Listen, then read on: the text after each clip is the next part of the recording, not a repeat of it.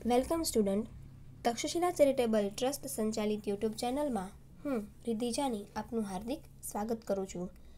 અગાઉના વિડીયોમાં તમે તમારે સેમ 3માં આવતા વિવિધ સબ્જેક્ટ વિશેની પ્રાથમિક માહિતી મેળવી ચૂક્યા છો. એટલે કે તમારે સેમ 3માં કયા કયા સબ્જેક્ટ કમ્પલસરી સબ્જેક્ટ રહે છે અને કયા કયા સબ્જેક્ટ સ્પેશિયલાઇઝેશનના સબ્જેક્ટ છે તેના માટેની પ્રાથમિક માહિતી તમે અગાઉના વિડીયોમાં મેળવી ચૂક્યા છો. આજે આપણે તમારે આવતો કમ્પલસરી સબ્જેક્ટ ઇન્ડિયન ઇકોનોમીના સિલેબસ વિશેની ચર્ચા કરીશું. અત્યાર સુધી તમે સેમ 1 અને 2માં બિઝનેસ ઇકોનોમિક્સ સબ્જેક્ટ ભણતા આવ્યા છો. હવે તમારે સેમ 3માં બિઝનેસ ઇકોનોમિક્સની જગ્યાએ ઇન્ડિયન ઇકોનોમિક્સ સબ્જેક્ટ ભણવાનો રહે છે. હવે આપણે જોઈએ સિલેબસમાં યુનિટ નંબર 1નું નામ છે વિકાસશીલ અર્થતંત્ર. યુનિટનું ઓવરઓલ માર્કિંગ છે 18 માર્ક. એની અંદરના ટોપિક છે ટોપિક નંબર 1 અર્થતંત્રના વિવિધ પ્રકારો, મૂડીવાદી અર્થતંત્ર, સમાજવાદી અર્થતંત્ર અને મિશ્ર અર્થતંત્ર અને અર્થતંત્રની સમસ્યાઓ.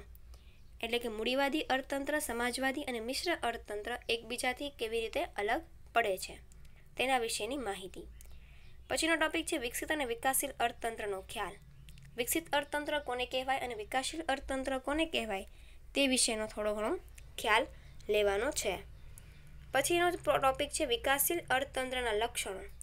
આ જ ટોપિકને પ્રશ્નની રીતમાં આપણે જોવા જઈએ તો એમ પણ પૂછાઈ શકે કે ભારતીય અર્થતંત્ર વિકાસશીલ અર્થતંત્ર તરીકે કઈ કઈ લાક્ષણિકતાઓ ધરાવે છે. પછીનો ટોપિક છે વિકસિત દેશો અને વિકાસશીલ દેશોનો તફાવત. વિકસિત અને વિકાસશીલ દેશ વચ્ચેની કમ્પેરિઝન, બંને એકબીજાથી કેવી રીતે અલગ જોવા મળે છે. પછીનો ટોપિક છે વિકસિત દેશો સાથે ભારતની તુલના. આપણને ખ્યાલ છે કે ભારત વિકસિત દેશો સાથે આયાત નિકાસ અને વિદેશ વ્યાપાર કરે છે, તો એમાં ભારતની તુલના આપણે વિકસિત દેશો સાથે કરવાની રહે છે. પછીનો ટોપિક છે ભારતમાં વિકાસને અવરોધતા પરિબળો. એટલે કે ભારતમાં આર્થિક વિકાસને અવરોધક પરિબળો કયા કયા છે તેના વિશેની માહિતી. ટૂંકમાં એમ કહી શકાય કે યુનિટ નંબર 1 તમારું વિકાસશીલ અર્થતંત્રની પ્રાથમિક માહિતી. ભારતીય અર્થતંત્ર છે વિકાસશીલ અર્થતંત્ર છે, તો કેવી રીતે ભારતીય અર્થતંત્ર વિકાસશીલ અર્થતંત્ર ગણાય છે તેના વિશેની વધુ માહિતી આપણે યુનિટ નંબર 1માં જોશું. હવે આપણે જોઈએ યુનિટ નંબર 2. યુનિટ નંબર 2નું નામ છે ખેતી અથવા કૃષિ. સામાન્ય રીતે આપણે દેશનો મુખ્ય 3 વ્યાપાર છે: ખેતી, ઉદ્યોગ અને સેવા. આ ત્રણેય પ્રકારના જે વ્યવસાય છે એને તમારે ડિટેલમાં આ સેમમાં ભણવાના છે. એમાં પ્રથમ છે ખેતી. યુનિટનું ઓવરઓલ માર્કિંગ છે 17 માર્ક. પ્રથમ ટોપિક છે ભારતીય અર્થતંત્રમાં ખેતીની ભૂમિકા અથવા મહત્વ. આપણને ખ્યાલ છે કે ભારતીય અર્થતંત્ર કે ભારત કેવો દેશ છે? કૃષિ પ્રધાન દેશ છે, ખેતી પ્રધાન દેશ છે. તો ભારત છે એ ખેતી પ્રધાન દેશ છે, તો ભારતના અર્થતંત્રમાં ખેતીની કેવા પ્રકારની ભૂમિકાઓ છે. પછીનો ટોપિક છે ખેતીની ઉત્પાદકતા નક્કી કરતા પરિબળો. ખેતીની ઉત્પાદકતાને નક્કી કરતા મુખ્ય પરિબળો કયા કયા છે. પછીનો ટોપિક છે ખેતીની નીચી ઉત્પાદકતાના કારણો અને ખેતીની ઉત્પાદકતા વધારવાના ઉપાયો. ઘણીવાર એવું થાય કે ખેતી ક્ષેત્રે આપણે જે પાક વાવીએ છીએ એની ઉત્પાદકતા નીચી હોય, તો એ ઉત્પાદકતા નીચી હોવા માટે કયા કયા કારણો જવાબદાર છે અને ખેતીની ઉત્પાદકતા વધારવા માટે કયા કયા ઉપાયો છે એ કરી શકાય, એના વિશેની માહિતી. પછીનો ટોપિક છે હરિયાળી ક્રાંતિ, સિદ્ધિઓ અને મર્યાદાઓ. હરિયાળી ક્રાંતિ વિશે તમે થોડું ઘણી માહિતી જાણો જ છો. પછીનો ટોપિક છે ખેતી ક્ષેત્રની નાણાકીય ફાળવણીના સ્ત્રોતો. ખેતી ક્ષેત્રે પણ નાણાકીય જરૂરિયાતો છે એ ઉત્પન્ન થતી હોય છે. ખેડૂતોને આ બધી નાણાકીય જરૂરિયાતો પૂરી પાડવા માટે કયા કયા પ્રકારના નાણાકીય સ્ત્રોતો સરકાર દ્વારા ફાળવવામાં આવે છે એના વિશેની માહિતી. પછીનો ટોપિક છે ખેતીની વેચાણ વ્યવસ્થાની ખામીઓ અને દૂર કરવાના પગલાઓ.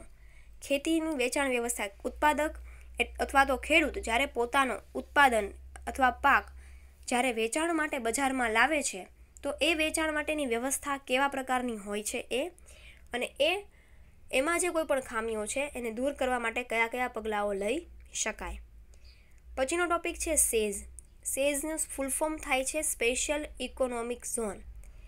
બીજા અર્થમાં એવું કહી શકાય કે સેઝ છે એ સામાન્ય રીતે ખેતી માટે અમુક ક્ષેત્રોમાં ખેતીના જે અમુક ચોક્કસ વિભાગો હોય, આ વિભાગોના સ્પેશિયલ વિકાસ માટે સરકાર દ્વારા એક સ્પેશિયલ ઇકોનોમિક ઝોન છે એની વ્યવસ્થા કરવામાં આવે છે. આ વાત થઈ યુનિટ નંબર 2 કૃષિ કે ખેતી વિશેની.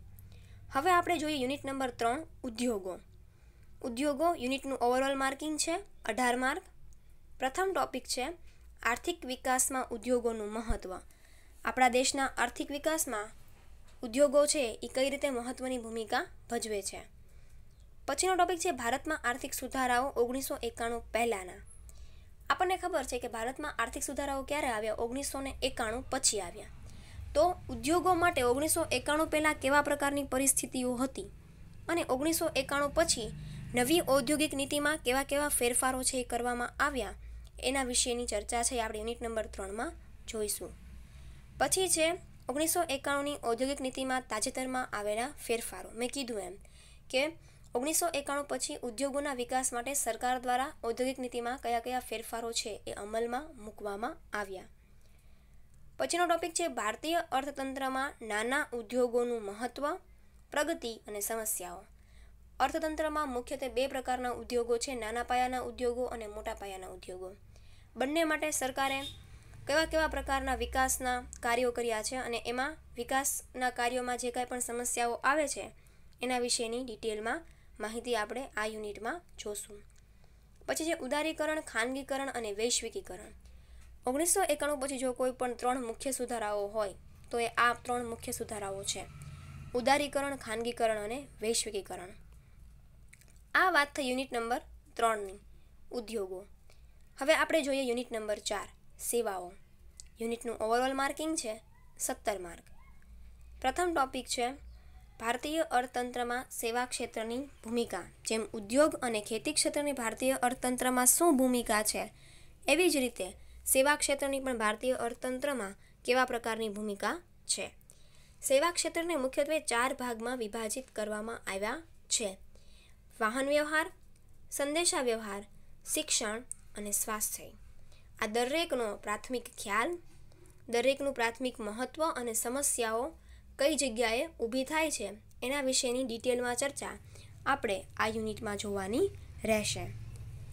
તો આ થઈ તમારા ઇન્ડિયન ઇકોનોમિક્સના સિલેબસની ડિટેલમાં ચર્ચા.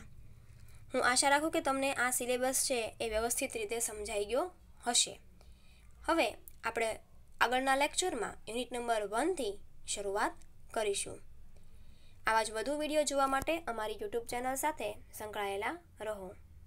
Thank you.